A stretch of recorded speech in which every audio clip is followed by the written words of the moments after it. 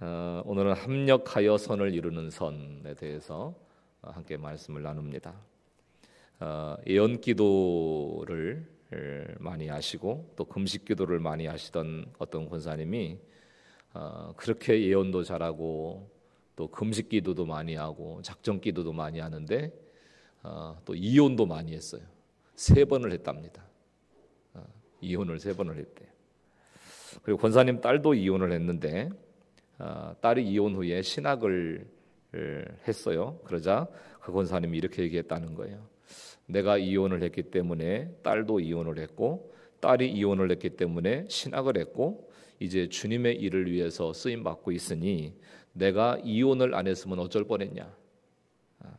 내가 이혼한 것이 합력해서 선을 이루는 일이었다. 이렇게 얘기를 하더라는 거예요. 어떻게 들리실지 모르겠어요. 은혜롭게 들리실지 이게 말이 되나 뭐 이렇게 들리실지. 오늘 26절 말씀을 보시면 이와 같이 성령도 우리 연약함을 도우시나니 우리는 마땅히 기도할 바를 알지 못하나 오직 성령이 말할 수 없는 탄식으로 우리를 위하여 친히 간구하시느니라 이렇게 말씀하셨습니다. 우리는 연약해서 마땅히 빌 바를 알지 못하는 인생이라고 했습니다. 내 미래를 모르기 때문에 내게 진정으로 유익한 것이 뭔지를 잘 몰라요.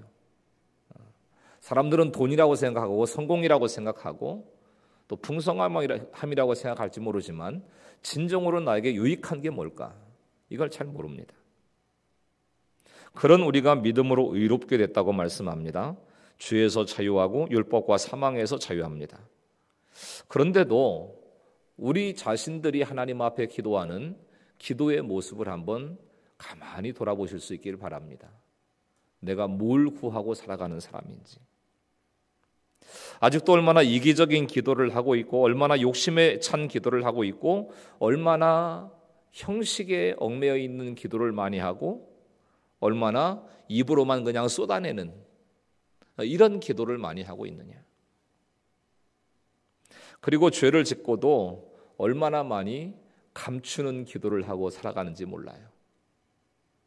우리의 기도의 현주소라는 겁니다. 그런 우리를 바라보시면서 성령님이 탄식하신다고 말씀해요. 내가 너를 의롭게 해주었는데 너는 어쩌면 그렇게 안 변하냐. 어쩌면 그렇게 안 변하냐. 그러니까 말할 수 없는 탄식으로 네가 교회 다닌 지가 몇 년이냐, 네가 구원받은 지가 도대체 몇 년인데 어쩌면 그렇게도 안 변하냐. 그러니까 내가 하나님의 자녀가 됐기 때문에 그런 수준, 그런 모습의 기도를 하고 있는데도 순전히 아버지 잘 만난 덕에 하나님 아버지 잘 만난 덕에 성령님이 나를 위해서 친히 간구해 주신다는 거죠. 우리는 진정으로 구할 바가 뭔지를 잘 모르는 거예요. 그러니까 진짜 부모를 잘 만나신 거죠. 우리가 무슨 백으로 하나님을 아버지로 만나서 이런 기도를 받을 수 있는 인생이 됐냐는 거죠. 무슨 복이 많아서. 중학교 교사로 근무하시던 한 집사님이 경험하신 일입니다. 학교 졸업식이 있던 당일 3학년 한 학생이 삶을 포기해버렸어요. 졸업식 날 당일에. 공부도 잘하고 또 친화력도 있고 지도력도 있어서 학교 임원을 맡아서 활동을 할 만큼 굉장히 활동적인 학생이었는데 졸업식을 이제 참석하지도 않고 스스로 목숨을 끊은 겁니다. 사정을 알고 보니까 아버지는 알코올 중독이고 엄마가 생계를 책임지고 일을 해야 되는데 그 졸업식 당일 날도 엄마가 이제 가정 경제를 다 책임져야 되는 상황이니까 일을 나가야 되기 때문에 미안하지만 내가 오늘 졸업식에 참석을 못한다. 미안하다고 얘기를 했고 학생도 엄마 요즘에 부모들이 졸업식 오는 거 별로 없어요. 친구들이랑 잘 이렇게 끝내고 올게요. 밝게 괜찮다고 하면서 같이 아침밥을 먹은 거예요. 그렇게 평소와 다름없이 학교를 갔는데 유서도 남기지 않고 자살을 한 거예요. 공부도 잘하고 학교 임원을 맡을 만큼 인기가 많았어도 그 학생에게는 뭐가 그렇게 서운하고 힘이 드는지 털어놓을 수 있는 사람이 단 한 사람도 없었다는 거죠. 누구에게도 얘기할 수가 없었다. 그래서 유서도 없이 스스로 죽음을 선택한 거예요. 그래서 공부 잘하고 똑똑한 자녀보다 너무너무 연약한 부분들이 많아서, 부족한 부분들이 많아서 성령님께서 탄식해 주시는 자녀가 더 복된 자녀일 수 있다는 거죠.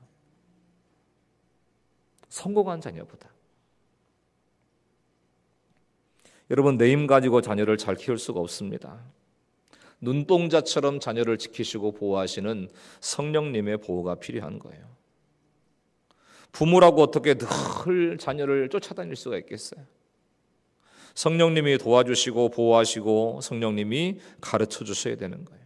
그게 바로 부모로서 마땅히 구해야 될 기도라는 거예요. 그게 마땅히 빌어야 될 기도의 제목이라는 겁니다. 미국 사람들이 쓰는 험한 욕설 가운데서 갓댐이라고 하는 말이 있잖아요. 갓댐. 그 뜻이 뭔가 그랬더니 성령이 너를 떠나라 이런 뜻이래요. 성령님 없이 살아가는 삶을 사는 게 욕이고 저주라는 거죠. 그래서 이 갓댐이라고 하는 욕보다 더 큰 저주는 성령님 없이 목사나 해먹어라. 이게 더 큰 저주래요. 성령님이 함께 하시는 것 없이. 그러니까 우리는 성령님의 도우심이 없이는 한순간도 살 수 없는 인생이라는 겁니다. 성령님이 도와주시지 않으면 한 걸음도 걸어갈 수 없는 거예요. 찬양도 묵상도 기도도 할 수 없는 거죠. 도우시나니라고 하는 말씀을 보니까 어떤 의미인가 하면 누군가의 손을 잡아준다 이런 뜻이 있습니다. 누군가의 손을 잡아준다. LA에서 목회하는 손인식 목사님이 30년 전에 중국 용정의 한 교회에서 집회를 인도했습니다. 조그마한 체구의 한 아주머니가 집회가 끝난 뒤에 목사님께 와서 물었어요. 목사님, 손씨입니까? 예, 손씨 맞습니다. 본관이 어디십니까? 밀양입니다. 반갑습니다, 목사님. 저도 밀양 손씨입니다. 그러니까 30년 전이면 중국하고 그렇게 교류가 막 굉장히 활발하지는 않았던 이런 이제 시기였는데, 그 시절에 밀양 손씨라는 한 가지가 아주머니와 목사님을 이어주고 고리가 된 거예요. 그래서 그날 그 아주머니는 처음으로 교회에 왔었고, 이제 같은 본관을 가진 손씨라고 하는 그 연결고리가 두 사람을 연결시켜 준 거죠. 그래서 손 목사님이 아주머니의 손을 꼭 붙잡고 이렇게 얘기했다는 거예요. 많이 힘드시죠? 너무 고생이 많으셨습니다. 이제 하고 오신 뭐 행색이나 분위기나 이런 걸 보고 그렇게 얘기를 한 거예요. 그 말 한마디에 아주머니가 목사님 다리를 붙잡고 대성통곡을 한 거예요. 한참을 울고 나서 사연을 얘기를 하는데, 중국인 3세로 공안국 검사였던 남편이 자본주의 앞잡이로 몰려가지고 자신과 딸이 보는 앞에서 돌로 쳐 죽임을 당했다는 거예요. 자본주의 앞잡이다. 그렇게 남편이 죽었기 때문에 그분은 지금까지 살아오면서 누구의 아내로 살 수 없었던 거예요. 누구의 아내로. 기가 막힌 어둠의 세월을 살아온 것입니다. 그런데 목사님의 따뜻한 한마디에 성령님의 감동이 그분에게 임한 것입니다. 그리고 그 자리에서 주님을 영접했어요. 손 목사님이 미국에 돌아간 뒤에도 그 아주머니의 딸에게 장학금을 보내서 공부를 시키고, 또 이 아주머니는 연길 어느 교회에서 충성된 일꾼으로 사명을 감당하고 있다라고 하는 얘기를 보게 됩니다. 내가 지치고 기도할 수 없을 때 성령님이 손을 잡아주세요. 주님 하고 이름만 불러도 성령님이 저와 여러분을 도와주시는 줄로 믿습니다. 성령님 도우시는 거예요. 나를 위해서 기도해 주시는 거예요. 옆에 계신 우리 성도님 손을 한번 잡고 이렇게 서로 한번 이야기해 보시겠습니다. 많이 힘드셨죠? 수고 많으셨습니다. 진짜 따뜻한 마음으로 그렇게 서로를 격려하고 또 감싸주고 또 응원하는 이런 모습을 통해서 한 영혼이 살아날 수 있다는 거예요. 27절을 보니까 마음을 살피신 이가 성령의 생각을 아시나니 이는 성령이 하나님의 뜻대로 성도를 위하여 간구하심이니라. 또 시편 7편 9절에도 보면 하나님이 사람의 심장을 감찰하신대요. 사람의 심장을 감찰하신. 그러니까 주님은 내 마음을 다 아시는 거예요. 내 속사람의 상태와 상황을 바라보신다는 겁니다. 죄를 짓지만 내 진심은 하나님을 향해 있다는 사실을 알고 계시다는 겁니다. 또 반대로 내가 막 의롭게 살고 내가 바르게 살고 깨끗하게 산다고 하지만 그래도 내 마음이 욕심으로 가득 차 있는 것을 주님이 또한 아신다는 거죠. 그래서 성령님이 탄식하시는 나의 연약함은 구체적으로 뭘까? 이런 부분들을 한번 점검하시고 가실 필요가 있는 겁니다. 이어지는 28절을 보겠습니다. 같이 한번 읽습니다. 시작. 우리가 알거니와 하나님을 사랑하는 자 곧 그의 뜻대로 부르심을 입은 자들에게는 모든 것이 합력하여 선을 이루느니라. 자, 자기의 연약함을 보고 하나님의 도우심을 구하는 자, 하나님을 사랑하는 자들에게는 모든 것이 합력하여 선을 이룬다고 말씀하십니다. 근데 많은 사람들이 이 말씀을 오해해요. 어떻게 오해하는가 하면 예수 믿는 사람은 이래도 저래도 다 잘 될 거다. 그러니까 모든 것이 두루뭉실하게 다 합해져 가지고 결국은 선을 이룰 거다. 이렇게 오해를 한단 말이에요. 그러니까 결국은 만사형통할 거니까 아무것도 걱정할 거 없어. 이렇게 생각을 한다는 겁니다. 자신의 연약함에 대해서 탄식하지도 않고 자꾸 자신을 합리화하면서 괜찮아 다 합력해서 선을 이루시는 거야. 이런다는 거예요. 어떤 두 권사님이 오늘 권사님 얘기가 많이 나오는데 어떤 두 권사님이 동창 모임에 갔다가 내가 아는 사람 중에 참 괜찮은데 이제 그 하나님 시골에 살고 내가 이제 아는 자매 중에도 한 자매가 있는데 아직 결혼을 못했다. 그럼 우리 한번 이 둘을 중매를 해서 한번 연결을 해보자. 의기투합을 한 겁니다. 그래서 한 권사님은 시골에 있는 총각을 소개하고 또 다른 권사님은 서울에 있는 자매를 소개하기로 한 거예요. 어렵게 시간을 내서 시골 사는 총각을 서울로 데려왔는데 자매를 소개하기로 한 권사님이 그 약속을 그냥 새까맣게 잊어버린 거예요. 새까맣게. 그 바람에 시골 총각이 서울까지 왔다가 헛걸음을 하게 된 겁니다. 근데 자매를 데리고 나가기로 했던 권사님이 이렇게 얘기하는 거예요. 아유, 권사님 괜찮아. 둘이 못 만난 게 하나님의 뜻일지도 몰라. 더 좋은 사람 만나라고 오늘 만나지 못한 거야. 하나님이 합력해서 선을 이루신 거야. 이렇게 얘기를 했다는 거예요. 근데 이 말씀은 이렇게 아무데나 갖다 붙이는 말씀이 아니에요. 자기 편한 대로. 자신의 실수와 욕심은 인정하지 않고 무조건 하나님이 합력해서 선을 이루신다고 부르시면 안 된다는 겁니다. 물론 하나님은 성도의 인생에서 모든 것이 합력해서 선을 이루게 하십니다. 그러나 이 말씀은 하나님 쪽에서 우리에게 하시는 말씀이지 내 맘대로 써먹을 수 있는 말씀이 아니라는 거예요. 하나님 편에서 우리를 향해서 하시는 말씀인 거예요.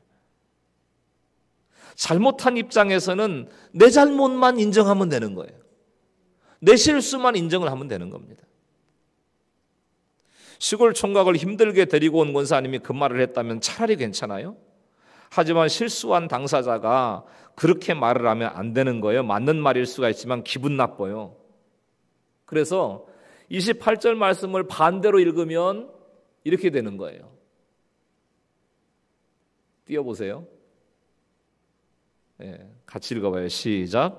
우리가 알거니와 하나님을 사랑하지 않는 자 곧 자기 뜻대로 부르심을 입은 자들에게는 모든 것이 합력. 뭘 이루어요? 악을 이루니라. 반대로 읽으면 이렇게 되는 거예요. 반대로.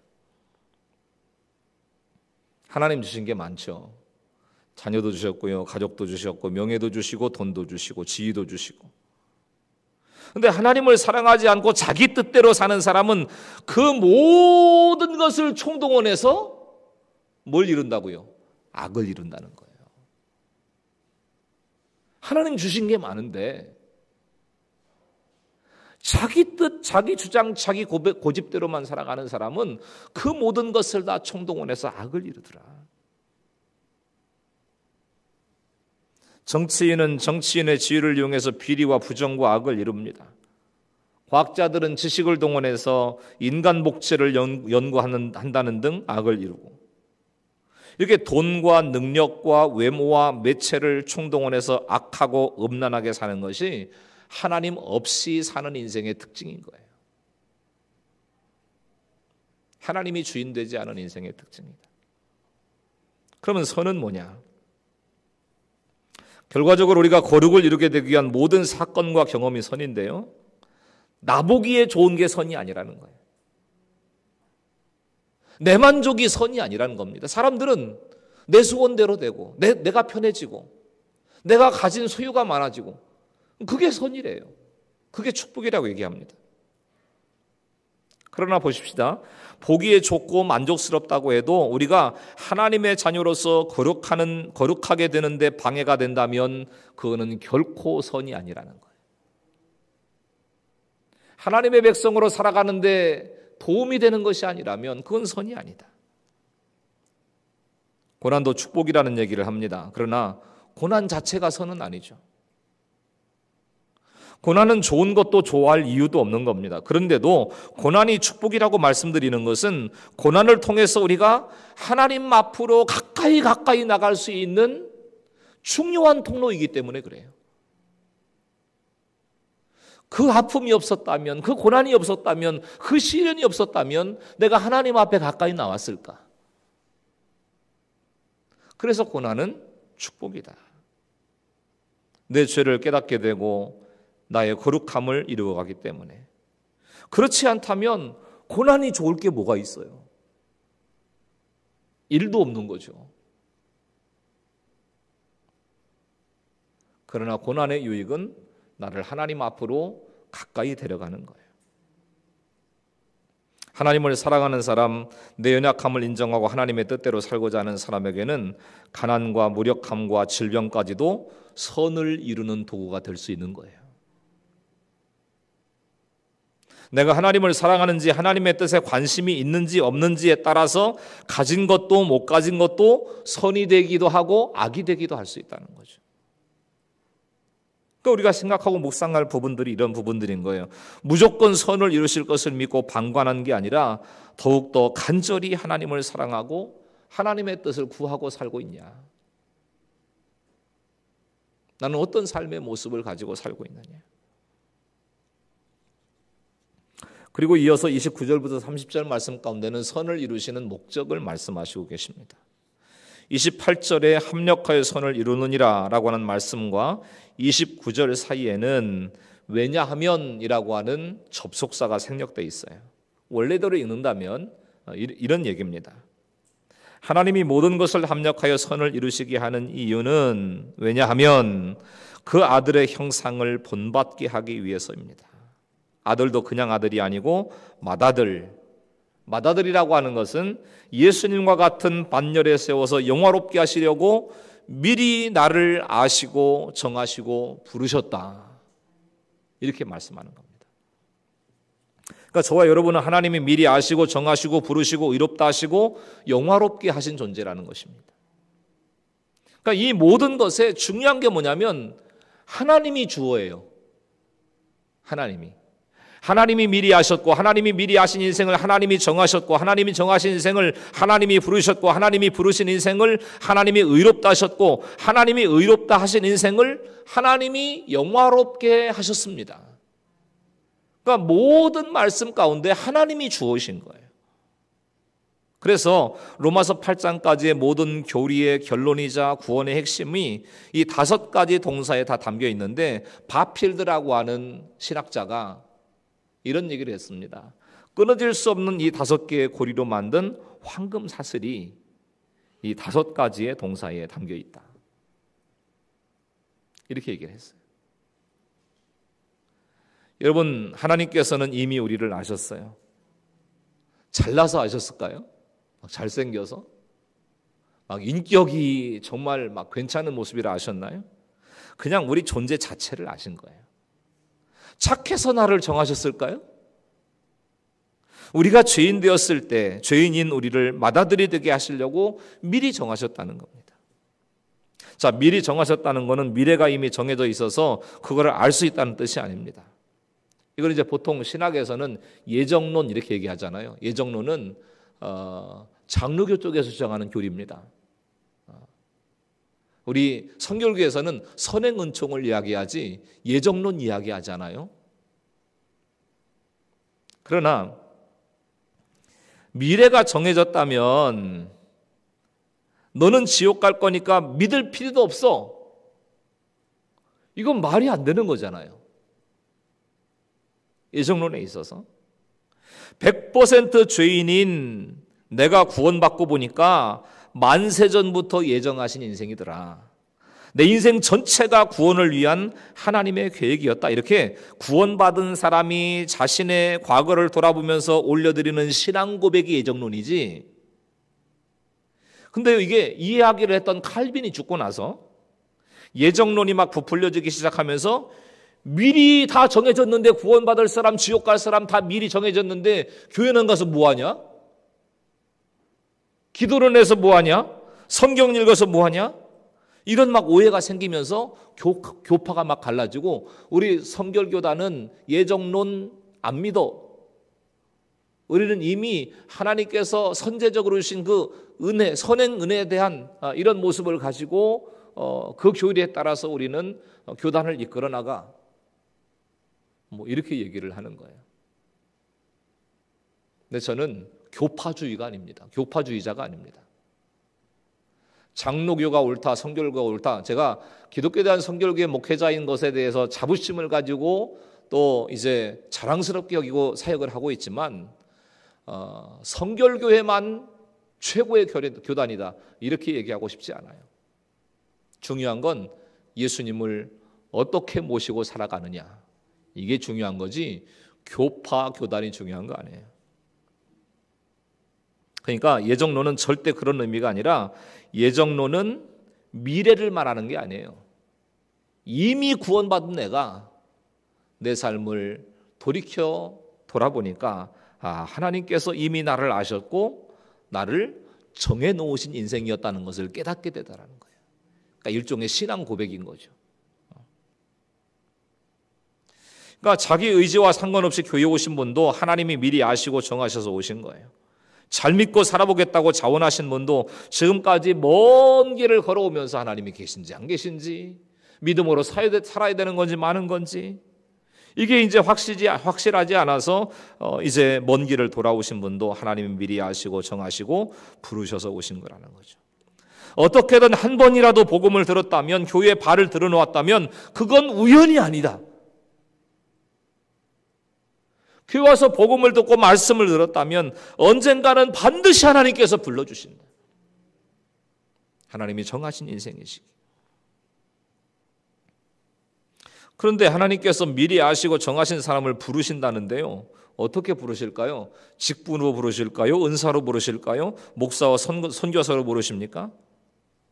그게 아니라 하나님께서 한 사람의 인생을 하나님 앞으로 부르실 때는 대부분 나의 약점을 통해서 부르시더라고요. 내 약점을 통해서. 나에게 자식이 우상이면 자식의 수치로 나를 부르십니다. 돈을 좋아하면 돈을 뺏어서 부르시고, 건강이 우상이면 건강을 빼앗아서 부르십니다. 권세면 권세, 명예면 명예를 빼앗아서 부르시더라고요. 진짜 하나님을 만난 경험이 있는 사람들, 진짜 확실한 구원의 역사를 가지고 주님과 함께 동행하고 주님을 의지하고 살아가는, 하나님 앞에 그 인생의 주권을 맡겨드리고 살아가는 사람들의 인생의 특징이 뭐냐면 내 약점을 통해서 하나님께서 불러주신 사람들인 거예요. 다른 사람의 약점 가지고는 안 부르십니다. 내 약점으로 부르세요. 없으면 죽을 것 같은 그거, 그것만 있으면 예수님 잘 믿을 것 같은데 하나님께서 그건 안 주셔가지고 그 나를 하나님께로 부르십니다. 그런데 그 수치 가운데 불러주신 하나님께서 반드시 부르신 그 사람을 의롭게 하세요. 예수 믿는 사람에게는 전과가 없어요. 그래서 인육을 먹은 지존파도요, 하나님이 불러주시면 의롭게 됩니다. 하나님이 불러주시면 의롭게 되지 않을 사람이 없어요. 세상은 그들을 조롱할지 모릅니다.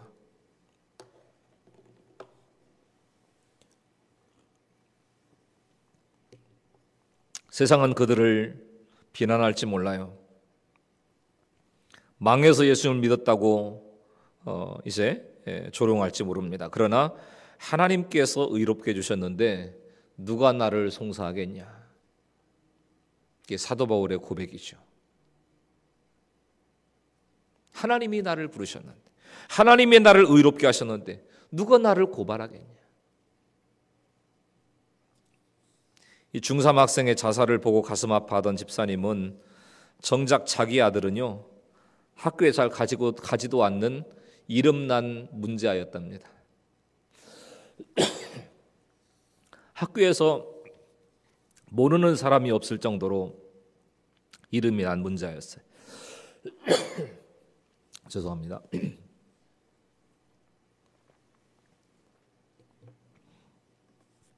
그런데 이 모범생으로 잘 지내는 것 같다가 하루아침에 자살을 선택했던 이 학생을 바라보면서 집사님이 자기 아들 생각을 해본 거예요. 졸업식이 있던 그날 아침부터 울면서 하나님 앞에 기도하다가 어떤 생각이 들었냐면,